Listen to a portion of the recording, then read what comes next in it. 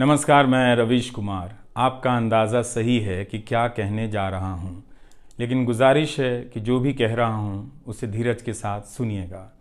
भारत की पत्रकारिता में स्वर्ण युग तो कभी था भी नहीं, लेकिन आज के दौर की तरह भस्म युग भी नहीं था। भस्म युग से मेरा मतलब है जहाँ इस पेशे की हर अच्छी बात तेज़ गति से भस्म की जा रही हो। यह दिन भी आना ही था। इस देश में अलग अलग नाम वाले अनेक चैनल हो गए हैं, मगर सब हैं तो गोदी मीडिया ही। उसका परिवेश, उसका इकोसिस्टम, पत्रकारिता का और माहौल सब खत्म कर दिया गया है। मगर पत्रकारिता करने और कराने का दावा भी सब कर रहे हैं। खासकर वो भी कर रहे हैं जो उसी सत्ता का हिस्सा माने जाते हैं, उसी के रूप में देखे जाते हैं, जिसकी ताकत से हर दिन पत्रकारिता इस देश में कुचली जा रही है। जब वो कहे कि वह उच्च स्तरीय पत्रकारिता करना चाहता है, तब ऐसा दावा करने वालों को ज़रा संदेह की निगाह से देखिए। गोदी मीडिया और सरकार भी पत्रकारिता का अपना मतलब आपके ऊपर थोपना चाहती है। अगर इसका मतलब किसी भी रूप में वही है, तब आप एक बार फिर से झांसे में आने वाले हैं। इस वक्त अपने संस्थान को लेकर कुछ खास नहीं कहना चाहता, क्योंकि भावुकता में आप तटस्थ नहीं होते, ऑब्जेक्टिव नहीं हो सकते हैं। एनडीटीवी में 26-27 साल गुजारे हैं। इतनी लंबी यात्रा के अपने उतार चढ़ाव भी हैं। अनेक साथी, वरिष्ठ, कनिष्ठ सब शामिल हैं। कितने लोगों ने साथ दिया है। इन अनुभवों के बारे में कभी भी वस्तुनिष्ठ तरीके से नहीं बोला जा सकता, और आज के दिन तो बिल्कुल नहीं, क्योंकि कई बार तथ्यों के साथ भावनाएं मिल जाती हैं और भावनाओं के तूफान में बहुत सारे तथ्य छूट जाते हैं। बेहतर है कि इसे संक्षिप्त ही रहने दिया जाए। जो आदरणीय शख्स हैं उन्हें मैं याद कर ही रहा हूँ। काफ़ी सारी शानदार यादें हैं एनडीटीवी में, अब दोस्तों के बीच सुनने सुनाने के काम आएंगी। आज के दिन किसी एक व्यक्ति का नाम लेना मुश्किल हो रहा है, तब जब आपके पेशेवर जीवन में अनेक लोगों का हाथ हो। कैसे एक का नाम ले सकते हैं? मैं जानता हूं कि पूर्व सहयोगी, मौजूदा सहयोगी सब मुझ में अपना हिस्सा देखते हैं, और वो सही भी है। मुझे सभी से कुछ ना कुछ मिला है। मैं सबका ही आभारी हूं। इसलिए एक का जिक्र कर बाकी को छोड़कर आप न्याय नहीं कर सकते, खासकर ऐसे दिन। वैसे भी इस वक्त तो हर चेहरा ही अच्छा नजर आ रहा है, क्योंकि सबने मेरे अनुभवों को, मेरे जीवन को समृद्ध किया है। बेटी विदा होती है तो वो दूर तक पीछे मुड़कर मायके को देखती रहती है। मैं इसी स्थिति में हूँ। अभी मुड़कर देख लेने दीजिए, फिर कभी विस्तार से एनडीटीवी की बात करूँगा, लोगों के बारे में और एनडीटीवी के बारे में, डॉक्टर रॉय, राधिका रॉय के बारे में भी। मैं कई लोगों की प्रतिक्रियाएं पढ़ रहा था। बहुत सी बातें तो मुझे आज ही पता चली। हैरानी हुई कि हर किसी के पास एनडीटीवी का एक अलग ही किस्सा है। वाकई उन 27 वर्षों के बारे में ठहर कर और संभल कर बात करने की ज़रूरत है। एनडीटीवी ने एक चीज़ सिखाई कि टीवी में और टीवी का एक ही मतलब होता है, टीम। एंकरों के स्टार बनाए जाने के बाद यह धारणा टूट गई, मगर आज भी टीवी के बुनियाद में यही है कि जितनी अच्छी टीम होगी उतना अच्छा काम होगा। अभी इस बात को यहीं रहने देता हूँ, कभी किसी और वक्त के लिए, तब जब आप भावुक ना हों, तब जब मैं भावुक ना हूँ कि एनडीटीवी छूट रहा है। अगस्त 1996 में एनडीटीवी से औपचारिक रूप से जुड़ा था। अगस्त 1996 में ट्रांसलेटर के रूप में, अनुवादक के रूप में। लेकिन उसके पहले कई महीनों तक मैं यहाँ चिट्ठियाँ छांटता रहा। बोरे में चिट्ठियाँ आती थीं और मेरे पास रख दी जाती थीं। तब दर्शक पोस्ट बॉक्स में चिट्ठियाँ भेजा करते थे। देश भर से दर्शक अपने हाथों से अलग अलग कार्यक्रमों के एंकरों को लिखा करते थे। इन्हें पढ़ते हुए मैंने टीवी के कार्यक्रमों के आसपास दर्शकों को बनता देख रहा था। मेरा काम था उनकी बारीक नज़र से लिखी गई चिट्ठियों पर रिपोर्ट बनाना और एंकरों या कार्यक्रम के प्रोड्यूसर को सौंप देना। दिहाड़ी का काम था, उसी के हिसाब से मजदूरी मिलती थी, पैसे मिलते थे। मेरी ज़िंदगी में यह काम आज भी जारी है। आज भी आप मुझे सैकड़ों की संख्या में मैसेज लिखते हैं, हाथ से लिखी चिट्ठियां भी आती हैं, बहुत अच्छी लिखावट में। मैं ज़्यादातर मैसेज पढ़ता भी हूँ और सभी के नहीं तो बहुतों के जवाब देने की कोशिश करता हूँ। कई बार तो अपनी निराशा भी आपसे साझा कर देता हूँ। मैं आपके बीच आकर अपने मन का भाव नहीं छिपाता, क्योंकि मैं आपके बीच बताने के लिए आता हूँ। अगर खुद को ही छिपाने लगा तो वो पूरा बताना नहीं होता है। मुझे तो लगता है कि कई हजार दर्शकों के पास मेरे लिखे हुए जवाब होंगे। उंगलियों में दर्द रहने के कारण इन दिनों जवाब देना कम कर दिया है। तो एक तरह से जिन चिट्ठियों से एनडीटीवी में मेरी शुरुआत होती है, उनका आना जाना आज भी जारी है, आज तक जारी था। वो काम आगे भी जारी रहेगा, लेकिन इतने सारे सुझावों, जवाबों, अपेक्षाओं, शिकायतों और डांट के बीच सोना, जागना और जीना मुझे आपके हवाले करता चला गया। मैं खुद के पास तो रहा ही नहीं, आपके बीच गया तो घर ही नहीं लौटा। शायद अब कुछ वक्त मिलेगा खुद के साथ रहने का। आज की शाम एक ऐसी शाम है जहां चिड़िया को उसका घोंसला नज़र नहीं आ रहा, क्योंकि कोई और उसका घोंसला ले गया है। मगर उसके सामने थक जाने तक एक खुला आसमान ज़रूर नज़र आ रहा है। तो खैर, उसके बाद अनुवादक बना और कई पत्रकारों की रिपोर्ट का अंग्रेज़ी से हिंदी में अनुवाद करता रहा। इसके बाद मैं रिपोर्टर बन गया और फिर मेरी दैनिक रिपोर्ट की अलग यात्रा शुरू होती है। रवीश की रिपोर्ट से काफ़ी कुछ सीखने को मिला। तो इस तरह से यह एनडीटीवी में ही संभव हुआ कि एक चिट्ठी छांटने वाला इसके एक चैनल का ग्रुप एडिटर समूह संपादक बनता है और आज उसे छोड़ रहा है, इस्तीफा दे रहा है। बहुत बड़ी बड़ी शक्तियां पीछे खड़ी हैं इस एक पत्रकार के पीछे। तो स्वाभाविक है कि ये नौबत आनी थी, इसका अंदाज़ा मुझे पहले भी था। लेकिन जिस दिन आता है उस दिन अच्छा तो नहीं लगता है। लेकिन मैं आपसे यह भी कहना चाहता हूँ कि जब भी मेरे बारे में मूल्यांकन करें, इस बात की सहानुभूति मुझसे ना रखें कि मैं चिट्ठी छांटता था। मैं उनकी तरह नहीं हूँ कि अचानक चाय बेचने की बात करने लग गया। उतर रहा हूँ जहाज़ से, बात कर रहा हूँ चाय बेचने की। सहानुभूति के लिए या फिर अपने संघर्ष को महान बताने के लिए मैं ऐसा नहीं करना चाहता। इस देश में हर किसी का संघर्ष ही पहाड़ चढ़ने के जैसा है। आप एम्स के बाहर मरीज जो खड़े हैं, उनके परिजन जो खड़े हैं, उनसे मिल लीजिए। आपको पता चल जाएगा कि उनकी चुनौतियां कितनी बड़ी हैं और आपका दुख कितना कम है, छोटा है। लेकिन आज के दिन मैं आप सभी के बीच दर्शकों की बात करना चाहता हूं। इस दौर में कुर्सी पर बैठे किरदारों को टूटते हुए देखा, सबने देखा। संस्थाओं को भस्म होते देखा, आपने देखा। नफरती तूफान में लोगों को भटकते देखा। मगर मैंने इसी दौर में एक नई संस्था भी बनते देखी है। वह संस्था है जनता की संस्था, दर्शकों की संस्था। दर्शक ही अपने आप में इंस्टीट्यूशन बन जाते हैं। आप दर्शकों की संख्या भले कम है, मगर आप दर्शकों ने मिलकर जर्जर किए जा रहे इस लोकतंत्र में जनता नाम की संस्था का पौधा सूखने से बचा लिया। एनडीटीवी में मुझे जब भी अवसर मिला मैंने जान लगा दी। मैंने कभी उन अवसरों को अपने लिए नहीं देखा, बल्कि यही सोचा कि ये अवसर मुझे आप दर्शकों के लिए मिला है, इसलिए उन सभी अवसरों को आप दर्शकों की कहानियों से भरता चला गया और मैं आप दर्शकों का होता चला गया। आपका दावा मुझ पर बहुत बड़ा है, मैं जानता हूँ। आप मुझ पर बहुत दावा रखते हैं। मेरे आसपास आप दर्शकों की वजह से एक न्यूज़ रूम बन गया था, पब्लिक न्यूज़ रूम, जो दफ्तर के भीतर नहीं, आपके घरों में था, आपके दिमाग में था। दुनिया भर में फैले कितने दर्शकों ने आगे आकर मेरी मदद की है। आपने कभी मुझसे पैसे भी नहीं मांगे, कभी एहसान तक नहीं जताया। विदेशों में मेरे लिए वीडियो रिकॉर्ड किया, रिसर्च किया। मेरा हर कार्यक्रम किसी न किसी दर्शक के सहयोग का उदाहरण है।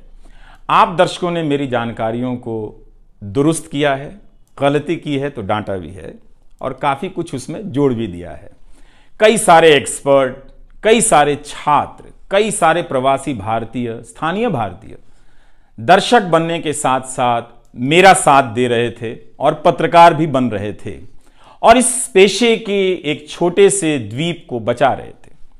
इस प्रक्रिया को बिखरते देखना, दर्शकों के बनने की प्रक्रिया को बिखरते देखना और फिर से बनते देखना बहुत सुखद अनुभव रहा। आप दर्शकों में से कईयों ने मेरे लिए अलग अलग भाषाओं से अनुवाद तक कर दिया। संसाधनों की हमेशा मेरे पास कमी रही, मगर आप सभी ने मिलकर पूरी कर दी, सिर्फ इसलिए कि प्राइम टाइम में जो भी जाए ठीक से जाए। वो मेरा नहीं, आपका प्राइम टाइम था। कभी खराब शो कर दिया तो आपने अपनी निराशा बताने में कोई संकोच नहीं की। आप वाकई लाजवाब हैं। दर्शक ही मेरे नियमित संपादक हैं, निरंतर संपादक हैं आप दर्शक मेरे। मैं अक्सर कहता हूं कि एक पेड़ में कई बारिशों का पानी होता है। आपके जैसे दर्शकों के होने में ही किसी रवीश कुमार का होना है। आप हर मौसम में बरसात बनकर आ जाते हैं, सूखते पेड़ों को हरा करने आ जाते हैं। आज आपकी बदौलत यूट्यूब पर, ट्विटर पर कितने ही पत्रकार खड़े हो गए। आप उन सभी के पीछे खड़े हैं। आज कई वेबसाइट हैं जिन्हें आप सब्सक्रिप्शन के बहाने आर्थिक मदद देते हैं।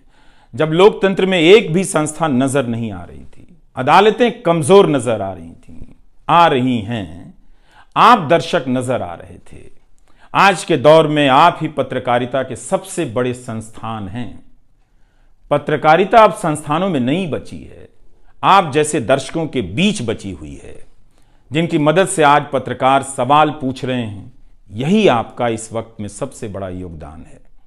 हो सकता है कि कोई जनता की आवाज को पूरी तरह कुचल दे, उसकी आवाज पर धार्मिक नफरतों की आंधी धूल को भर दे, ढक दे, लोकतंत्र को मिटा दे, मगर आप दर्शकों का होना हौसला देता है कि लोकतंत्र भले खत्म हो जाए, मगर उसकी चाहत कभी खत्म नहीं होगी, क्योंकि आप जैसे दर्शक अपनी जवाबदेही को, जिम्मेदारियों को बहुत खूब समझते हैं। इस मुश्किल वक्त में आपने एक पत्रकार पर भरोसा किया, उसे कितना प्यार दिया। कई बुजुर्ग माओं ने मेरे बाल सहला दिए, गाल छू लिए, तो किसी ने मेरे गमले में गुलाब के फूल लगा दिए, किसी ने चने का सत्तू भेज दिया कि मेरी सेहत ना खराब हो, किसी ने शहद भेज दी, किसी ने धूप में खड़े देखा तो सर पर गमछा तान दिया और छाता खोल दिया, किसी ने जेब में कलम रख दी, महंगी कलम। आज के दिन मैं एनडीटीवी से ज़्यादा आप दर्शकों को याद करना चाहता हूँ।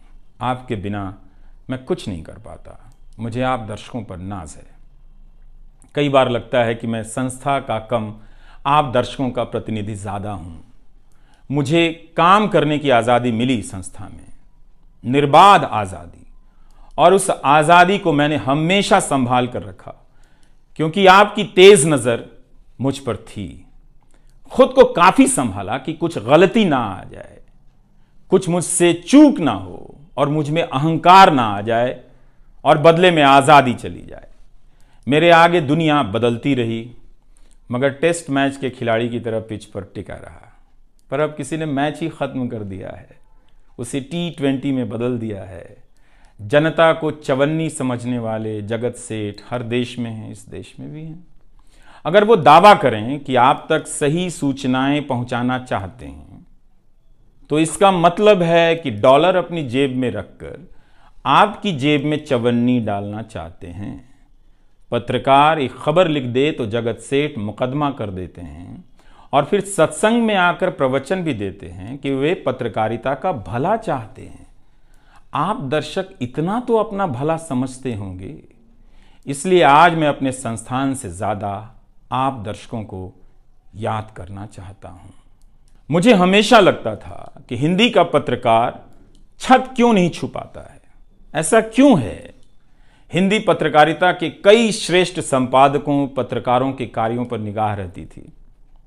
उनकी गहराई हैरान करती थी, फिर भी लगता था कि उनकी बात जमाने तक ठीक से नहीं पहुंची, पेशे के भीतर उन्हें उनकी जगह नहीं दी गई। पत्रकारिता का मतलब अंग्रेजी का पत्रकार होना हो गया। इसके कुछ ठोस कारण भी हैं, उनमें विस्तार से जाने का समय नहीं है, लेकिन तब भी हिंदी के जुझारू पत्रकार आसमान क्यों नहीं छू सकते हैं, यह बात कचोटती रही। इन सब बातों ने मेरे व्यवहार में काफ़ी बदलाव कर दिए। भाषा को संयमित किया, मर्यादित किया, ताकि हिंदी का प्रभाव कम ना हो। बहुत सजगता से अपना काम इस तरह से किया कि लोगों को, देश के किसी भी हिस्से के लोगों को मेरी हिंदी से प्यार हो जाए। मेरी मातृभाषा हिंदी नहीं है, भोजपुरी है। भोजपुरी गांव है मेरे लिए। हिंदी मेरे लिए भाषा का वो शहर है, पहला शहर, जहां मैं गांव से शहर आया था, लेकिन मुझे भारत के हर राज्य के दर्शकों से प्यार मिला है। हिंदी प्रदेशों की कुंठित राजनीति ने हिंदी को हथियार बना दिया। इससे हुआ कुछ नहीं, हिंदी को लेकर कुंठाएं ही बढ़ती चली गईं, किसी का भला नहीं हुआ। मैं उन सभी गैर हिंदी भाषी पत्रकारों, सामाजिक कार्यकर्ताओं, विद्वानों का शुक्रिया अदा करना चाहता हूं, जिन्होंने मेरी हिंदी को समृद्ध किया, जिन्होंने मेरे लिखे हुए का अपनी भाषा में अनुवाद किया और अपनी भाषा में लिखी हुई जानकारियों का मेरे लिए अनुवाद कर दिया मुफ्त में। कई बार लगता था कि अलग अलग डिब्बे जुड़ते जा रहे हैं और रेल बनती जा रही है। उर्दू, मलयालम, तमिल, कन्नड़ा, पंजाबी, गुजराती, मारवाड़ी, बंगाली, मराठी भाषा के पत्रकारों ने कितना कुछ जोड़ा है। यह बात कहीं हिंदी बनाम अंग्रेजी की तरफ ना मुड़ जाए, इसलिए कहना जरूरी है कि अंग्रेजी भाषा में लिखने वाले विद्वानों और पत्रकारों ने मेरी खुलकर मदद की है, मेरे साथ बराबरी का व्यवहार किया। जो नहीं कर सके, ऐसे हैं, उनका क्या हिसाब करना, उनका क्या रोना, मगर जो बराबरी के साथ पेश आते रहे, उनका आभार व्यक्त करना चाहिए। उन सभी ने अपना श्रेष्ठ मुझसे साझा किया, किताबें दी, अवसर बताए, मेरे लेख का अनुवाद तक कर दिया, ज्यादा लोगों तक पहुंचा दिया। मेरे जीवन में इतिहास के मेरे शिक्षकों का बहुत योगदान है। मेरे शिक्षक मेरी जान है। मैं चाहता हूं कि आप मेरे जरिए मेरे पीछे खड़े अनगिनत लोगों के बारे में जानें, उन्हें भी देखें। और दोस्तों को कौन भूल सकता है, बहुत अच्छे अच्छे दोस्त मिले, कम मिले लेकिन मिले। आप जनता के बीच जाने के तमाम अवसर मेरे लिए बहुत खास हैं। तमाम आंदोलनों को कवर करने गया, आपके बीच जाते ही जो चीज़ खास नजर आती थी वो है एक पत्रकार के प्रति आपका विश्वास, आपकी समझ। आप लोगों से मैं घिर जाता था। आपके भीतर कितना कुछ बहने लग जाता था, जिसे एक राज्य को सुनना चाहिए, जिसे सुनाने के लिए पत्रकार से अच्छा कोई जरिया नहीं। मुझे आपके बीच आकर हमेशा लगा कि आप सरकार को कैसे देखते हैं, और मैं उस नजर से सरकार को देखने लगा। इसी का भरोसा है कि आपकी सक्रियता में ही भारत का लोकतंत्र धड़कता है। शाहीन बाग और किसान आंदोलन की जिद में मुझे सूरज की रोशनी दिखाई देती है। आपको जनता बनते हुए देखा है। मेरा विश्वास गहरा होता चला है कि तंत्र भले खत्म हो जाए, लेकिन जनता के बीच जन बचा हुआ है। एक दिन यही जन आज से बेहतर तंत्र बना लेगा। आज कुछ लोगों को यकीन हो गया है कि सारा तंत्र उनके कब्जे में है। अब जन का कोई मोल नहीं। मीडिया को खत्म कर विपक्ष और जनता को खत्म किया जा चुका है। ऐसा सही भी है, मगर यही शाश्वत नहीं है।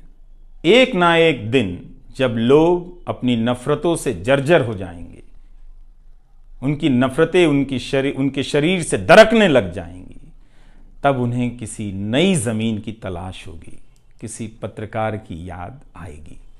नफरत की गुलामी से बाहर आने का रास्ता आप ही बनाएंगे, आपको ही बनाना है। एनडीटीवी में मैंने लिखना, बोलना सीखा, दिखना सीखा, अच्छे कपड़े पहनना सीखा, टाई पहननी सीखी। बस केवल डांस नहीं आया, क्योंकि काम से वक्त ही नहीं मिला। आप सीख लीजिएगा। आज के दिन मैं अपनी महिला सहयोगियों को खास तौर से याद करना चाहता हूँ। काम के प्रति ईमानदारी, टिक कर काम करना और पेशे की नैतिकता की समझ मुझे अपनी महिला सहयोगियों से मिली है, और मैंने उनसे चुरा भी ली है। उनसे मेरी सामाजिक और नैतिक समझ बहुत बेहतर हुई। मेरी इस यात्रा में बहुत सी समझदार औरतें और लड़कियों के अनुभव शामिल हैं। मेरी जीवन साथी का भी, मेरी बेटियों का भी, मेरे सास ससुर ने बहुत साथ दिया ताकि मैं बाहर जाकर रिपोर्ट कर सकूं। मेरी माँ, मेरी भाभी, मेरे परिवार के सदस्यों ने भी ठठेरे की तरह सब ने पीट पीट कर पीतल से बर्तन बना दिया। यह मैं इसलिए भी रेखांकित कर रहा हूँ कि पत्रकारिता के पेशे में मर्द ही नहीं, मर्दवादियों का कब्जा है। उनकी आक्रामकता के बीच कई बार दम घुटता था। इतनी आक्रामकता के बीच आप रचनात्मक हो ही नहीं सकते, संवेदनशीलता आ ही नहीं सकती। इस पेशे में तमाम महिला सहयोगियों ने मुझे मर्दों की आक्रामकता से बचा लिया। अगर आप इस पेशे में आ रहे हैं, विद्यार्थी हैं, तो हमेशा अपनी महिला सहयोगियों के साथ सलीके से पेश आइए, उनकी काबिलियत को स्वीकार कीजिए, तारीफ कीजिए। प्राइम टाइम के वक्त अक्सर कहा करता था, मुझे काम करने दो, 9 तो 9 बजे ही बजते हैं।